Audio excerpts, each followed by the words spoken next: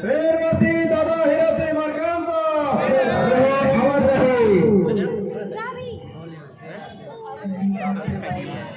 सर्वप्रथम मेरी जन्मभूमि और कर्मभूमि पुष्पराजगढ़ की इस पावन माटी को नतमस्तक प्रणाम करते हुए परम सच्चे प्रभु को नतमस्तक सेवा जोहार करता हूँ। और आप सभी जो जनगण मन के अधिनायक हैं, इस देश के भाग्य विधाता हैं, जिनके मेहनत के दम पर ये देश नित नई ऊंचाइयों को छू रहा है, ऐसे सभी श्रमवीरों को, अन्नदाताओं को, गोवारा के राजकुमार राजकुमारियों को और इस देश के जागरूक नागरिकों को, जो निश्चित ही आने वाले समय में एक नए भारत को गढ़ेंगे, जिसे अतीत में सोने की चिड़िया कहा जाता रहा। आप सभी लोगों के चरणों में अनिल धुर्वे का सादर सादर वंदन अभिनंदन पहुंचे। गोवारा की आन बान शान और गोवारा के मान सम्मान स्वाभिमान को बनाए रखने के लिए दिन रात तक परिश्रम करने वाले गोवारा के मेरे जवान साथियों, आप सभी लोगों के चरणों में भी अनिल धुर्वे का सादर सादर वंदन अभिनंदन पहुंचे।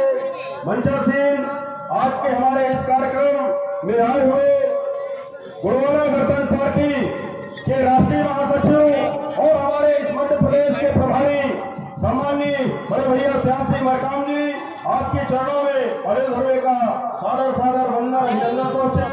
हमारे आज के इस कार्यक्रम की अध्यक्षता कर रहे गोवारा गणतंत्र पार्टी मध्य प्रदेश के इकाई के प्रदेश अध्यक्ष परम सम्माननीय अवाज सिंह पोर्ते जी, आपके चरणों में भी अनिल धुर्वे का सादर सादर वंदन अभिनंदन पहुंचे।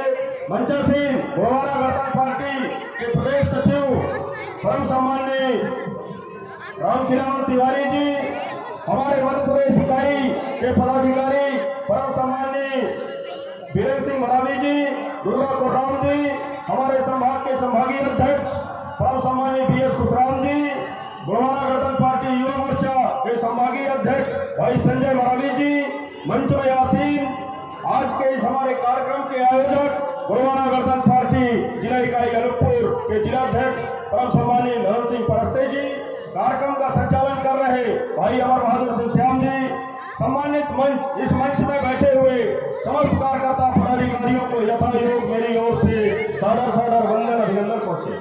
साथियों, आज हम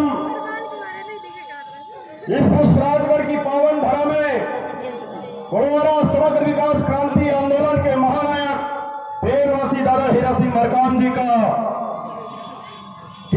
को याद करते हुए गोवारा पुनरुत्थान यात्रा का जो पड़ाव रहा, यहाँ पे उपस्थित हुए। साथियों, कोरोना का जो काल रहा, इस कोरोना काल में इस देश ने दो लॉकडाउन झेला। बहुत सारे लोग हम देखे 2020 का दौर, बहुत सारे मजदूर भाई जो काम करने के लिए बाहर गए थे, लेकिन हमारे देश के प्रधानमंत्री परम सम्माननीय नरेंद्र मोदी जी ने जब लॉकडाउन लगा दिया, तो किस तरीके से सड़कों में, रेल की पटरियों में कितने लोग कट के मर गए, कितने लोग भूखे मर गए, कितने मजदूर लोग चले गए, क्या उनके बारे में कोई बात करने वाला रहा? तो इससे ये बात सिद्ध होता है कि जो ये सरकार है, ये मजदूरों की सरकार नहीं है। ठीक उसी तरीके से कृषि कानून के 3 काले बिल अध्यादेश के माध्यम से हमारे देश की जो सरकार है, यहाँ के किसानों के ऊपर थोपने का जो कार्य कर रही थी, आज पूरा देश का जो किसान है लगातार अपने सम्मानजनक, जो उनके सम्मानजनक जीविका का स्रोत खेती है, उस खेती को बचाए रखने के लिए, अपने आने वाली पीढ़ी को बचाए रखने के लिए और इस देश के जो निवासी हैं, उस देश के निवासियों के लिए भोजन की व्यवस्था सुलभ तरीके से हो सके, ये खेती किसानी कारपोरेट के हाथ में ना जाए करके करीब 1 साल से वो लोग इस देश में अनशन कर रहे हैं, लेकिन सरकार उनकी बात को नहीं सुन रही है। इससे ये बात सिद्ध होता है कि यहाँ की जो सरकार है वो किसानों की सरकार नहीं है। इसलिए दादा मरकाम जी कहा करते थे कि जिसका रहेगा राजा उसका बजेगा बाजा, जिसका रहेगा राजा जिसका रहेगा राजा उसका बनेगा बाजा, जिसका रहेगा दल उसका रहेगा बल, जिसका रहेगा दल उसका रहेगा बल। साथियों, सन 1991 में लिबरलाइजेशन, प्राइवेटाइजेशन और ग्लोबलाइजेशन का जो दौर से ये पूरी दुनिया प्रभावित हुई, ठीक उसी समय 13 जनवरी सन 1991 में इस मध्य भारत में एक ऐसे महामानव ने एक ऐसे संगठन को जन्म दिया जिस संगठन की विचारधारा आज पूरी दुनिया में फैल रही है। ऐसे पेड़वासी महानायक गुरुवारा के दादा मरकाम जी के चरणों में मैं बारंबार नतमस्तक सेवा जोहार करता हूँ। साथियों, कहते हैं कि शारीरिक ताकत के दम पे जिस दांव को चलते हैं उसको दंगल कहते हैं, ठीक उसी तरीके से मानसिक ताकत के दम पे जिस दांव को चलते हैं उसको राजनीति कहते हैं। और इस बात को दादा मरकाम ने यहाँ पे दिखाया।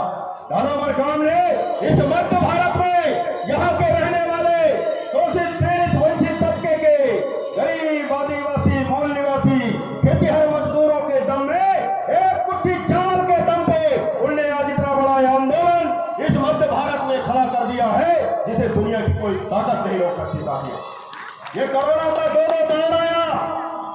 पिछले वर्ष कोरोना समग्र विकास क्रांति आंदोलन के महानायक पेड़वासी दादा मरकाम जी का लिंगोवास हुआ। विरोधी खेलों में खुशी की लहर रही कि दादा मरकाम के जाने के बाद ये गुरुवारा का आंदोलन समाप्त हो जाएगा करके, लेकिन दादा मरकाम ने जो गुरुवारा का अमर बीज इस मध्य भारत में बोया था वो बीज आज लहलहा रहा है। साथियों, और हम दावे के साथ कहते हैं कि 2023 में कोरोना का तीसरा लहर आए या न आए, लेकिन गुरुवारा का पीला लहर आएगा। उसको दुनिया की कोई ताकत नहीं रोक सकती, उसे दुनिया की कोई ताकत नहीं रोक सकती। हमने पिछले वर्ष 2019 में गुरुवारा समग्र विकास क्रांति आंदोलन के महानायक पेड़वासी दादा हीरा सिंह मरकाम जी के नेतृत्व में मध्य भारत के छत्तीसगढ़ प्रांत में 20 दिसंबर सन 2019 में पेशा एक्ट की स्थापना दिवस की यात्रा शुरुआत किया था। साथियों, गुरुवारा गणतंत्र पार्टी ने 2019 में यात्रा शुरू हुआ, 2020 में यात्रा फिर चला, 2021 में फिर यात्रा चलती है। और जब गुरुवारा गणतंत्र पार्टी के राष्ट्रीय अध्यक्ष परम सम्मानित दादा तिलेश्वर सिंह मरकाम जी ने माटी सत्याग्रह छेड़ने की बात जब इस मध्य भारत में किया तो सबसे पहले शिवराज सिंह चौहान जी का कुर्सी हिला था। साथियों, सबसे पहले शिवराज सिंह चौहान जी का कुर्सी हिला और उनने घोषणा किया कि और अन्य राज्यों में प्रभावशील पेशा एक्ट का अध्ययन करके हम मध्य प्रदेश में भी पेशा एक्ट को लागू करेंगे।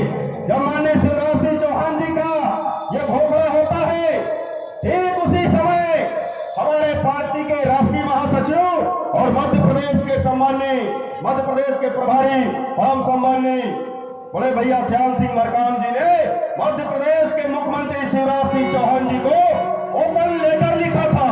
खुला लेटर उन्होंने लिखा गुरुवारा गणतंत्र पार्टी के माध्यम से कि शिवराज सिंह चौहान जी, आप तो सिर्फ घोषणाओं की खदान भर हो, क्या आप जो बोल रहे हो वो जमीन में उतरेगी नहीं। जब राष्ट्रीय महासचिव जी ने ये ओपन लेटर लिखता है, जब ये लिखते हैं, तब जाकर शिवराज सिंह चौहान जी फिर नींद में जागते हैं और उनका ऐलान होता है कि नहीं, हम इस मध्य प्रदेश में पेशा एक्ट को लागू करेंगे। फिर बात आती है साथियों सन 1991 का वो दौर, गुरुवारा समग्र विकास क्रांति आंदोलन के महानायक पेड़वासी दादा हीरा सिंह मरकाम उस समय गोल्ड मेडलिस्ट एलएलबी रहते हैं जिस समय मेरा जन्म नहीं हुआ था। सन 1984 में एलएलबी में उनको गोल्ड मेडल मिल जाता है जिस समय हम लोगों का जन्म नहीं हुआ रहा। लेकिन वो जानते हैं समाज की स्थिति परिस्थिति को, यहाँ के जो मूल निवासी समुदाय के लोग हैं उनकी आर्थिक स्थिति को जानते रहे।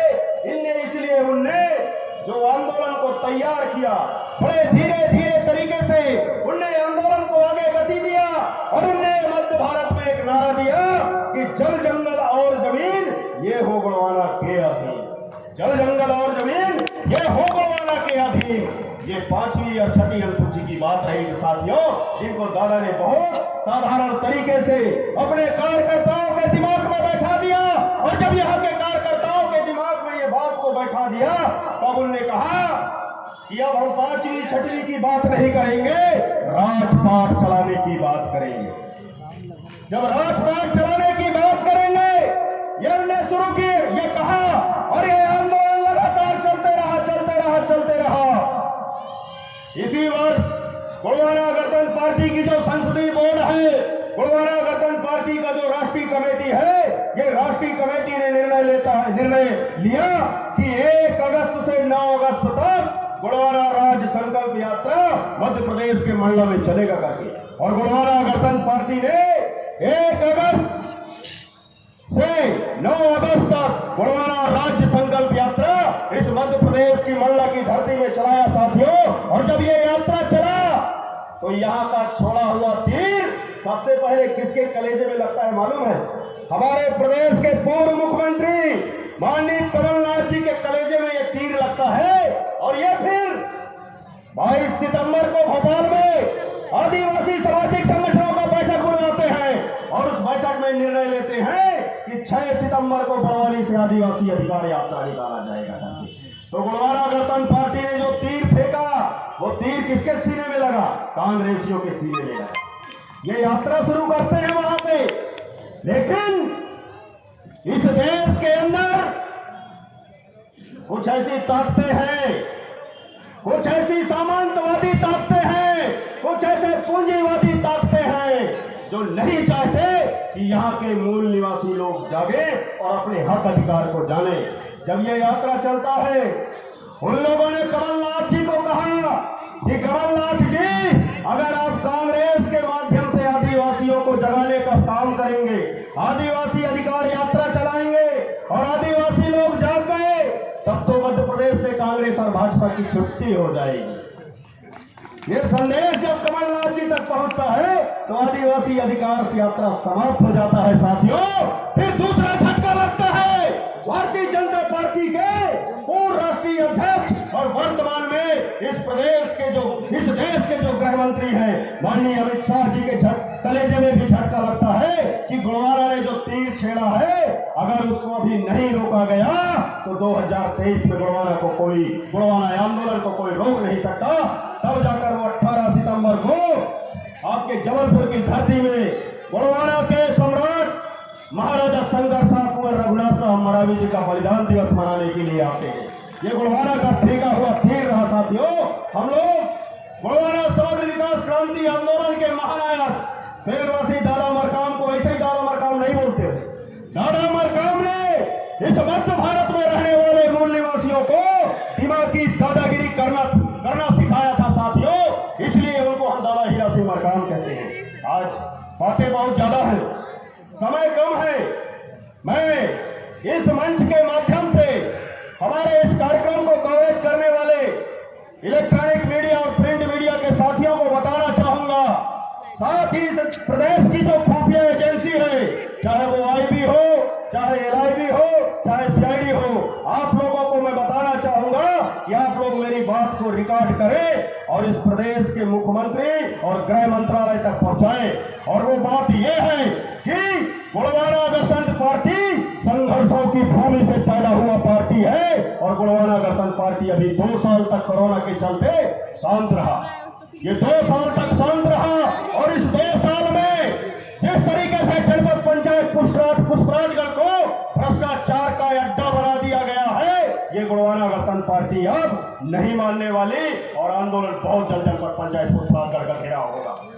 एक उसी तरीके से चाहे यहाँ का शिक्षा विभाग हो, पीएचई विभाग हो, फॉरेस्ट विभाग हो, ये सारे के सारे विभाग ये 2 साल में भ्रष्टाचार के अड्डे बन गए हैं। अभी हमारे प्रदेश के प्रदेश अध्यक्ष परम सम्माननीय हमान सिंह पोर्ते जी बोल रहे थे और ये बोल रहे थे लेकिन शायद बोल नहीं पाए। जो नहीं बोल पाए मैं बोल देता हूं कि माला माल की लूट है, लूट सके तो लूट और जब गोलवाना जाग जाएगा तो करम जाएंगे फूट। तो ये कोरोना वायरस का दौर रहा, इसलिए हम अभी शांत रहे। बहुत जल्द गोलवाना गणतंत्र पार्टी का प्रतिनिधिमंडल इस अनुभाग के अनुभागीय दंडाधिकारी जी से मुलाकात करेंगे और इस पूरे पुष्पराजगढ़ क्षेत्र की जो समस्याएं हैं उन समस्याओं को लेकर चर्चा करेंगे और 30 दिन के अंदर अगर एसडीएम महोदय ने जो जायज मांग है इस क्षेत्र की वो पूरा नहीं किए तो गुणवाना गणतंत्र पार्टी सड़क पर उतरने के लिए मजबूर हो जाएगी। साथियों, मैं बताना चाहूंगा 18 सितंबर को हम महाराजा शंकर शाह कुंवर रघुनाथ शाह बलिदान दिवस मनाने के लिए पड़वनिया गांव गए थे। ये हमारे पश्चिम पुष्पराजगढ़ में है पड़वनिया ग्राम पंचायत, वहां गए थे। वहां के कार्यक्रम के बाद जब मैं वापस आ रहा था तो एक गांव में बैठा तो बहुत सारे उस गांव के सियान लोग बैठे थे। सब लोग अपनी अपनी समस्या बता रहे थे। उसी समय एक महिला मेरे को बोली, कह दाऊ हमारे सरपंच और सचिव हमारे लेटरिन लखा गई है। मैं कहा यार ये लेटरिन को कैसे खा जाएंगे सरपंच सचिव। मैं समझा नहीं पहले, फिर बाद में समझ में आया कि नहीं शौचालय की राशि को खा गए। तो जिस तरीके से ये पूरे पुष्पराजगढ़ आज जो वेंडरों के हाथ में चल रहा है, ठेकेदारों के हाथ में चल रहा है, खनिज विभाग अंधाधुंध जिस तरीके से खनिज की चोरी यहाँ पे करवा रही है क्रेशर मालिकों के माध्यम से, ये गुणवाना गणतंत्र पार्टी नहीं चलने देगा। इस बात को IB/LIB के लोग गृह मंत्रालय तक जरूर जाकर बताएं। साथियों, बातें बहुत ज्यादा है, समय कम है। मैं आप लोगों से गुजारिश करना चाहूंगा कि दादा मरकाम का जो संदेश रहा, दादा मरकाम का जो आंदोलन रहा साथियों, ये दादा मरकाम का आंदोलन संघर्ष के साथ ही साथ निर्माण का आंदोलन भी रहा कि एक तरफ आप संघर्ष करो, दूसरे तरफ निर्माण करो। इसलिए दादा मरकाम ने अपने कार्यकर्ताओं के बीच में एक नारा दिया था कि गुणवाना में आ, कैदी भारा उठा, गुणवाना में समृद्धि ला। ये जो दादा मरकाम का संदेश रहा। और आप लोगों को बताना चाहूंगा मैं कि हम लोग जो गुणवाना गणतंत्र पार्टी के लिए काम करते हैं या गुणवाना गणतंत्र पार्टी के पदाधिकारी हैं, हम लोग कोई नेता वेता लोग नहीं हैं। हम लोग डाकिया लोग हैं। हम लोग डाकिया लोग हैं और संदेश को मात्र भेजने का काम करते हैं। जो गुणवाना का संदेश रहा, जो दादा मरकाम का संदेश रहा, इस संदेश को हम लोग जन जन तक फैलाने का काम कर रहे हैं। बस साथियों, अब मैं अपने विचारों को यहीं पे विराम दूंगा। जाते जाते पुनः आप लोगों से गुजारिश करूंगा कि इस पुष्पराजगढ़ क्षेत्र के अंदर दादा मरकाम जी का जहां जहां जिन जिन गांवों में बैठक हुआ हो, जहां जहां वो कार्यक्रम लिए हो, उन सारे गांवों को, उन सारे टोला मोहल्लाओं को आप लोग चिन्हांकित कीजिए। हम उस हर मोहल्ले में, हर उस गांव में, हर उस टोले में जाएंगे जहां पेड़वासी दादा मरकाम गुणवाना के विचार संदेश को फैलाने के लिए कभी गए थे। इसी आस और विश्वास के साथ पुनः आप लोगों के चरणों में अनिल धुर्वे का नतमस्तक सेवा जोहार पहुंचे। जय सेवा, जय फलाफेल, बना के रहेंगे गुणवाना।